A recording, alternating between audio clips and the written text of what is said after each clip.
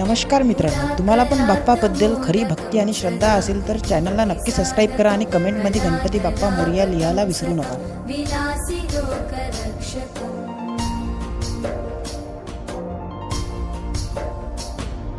अनायकैकनायकं विनाशिते भदैत्यकं नताशुभाशुनाशकं नमामि तं विनायकम्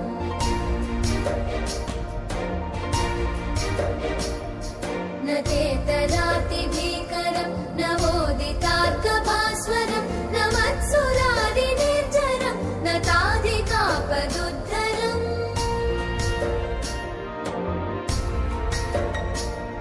सुरेश्वरं निधीश्वरं गजेश्वरं गणेश्वरं महेश्वरं तमाश्रये परात्परं निरन्तरम्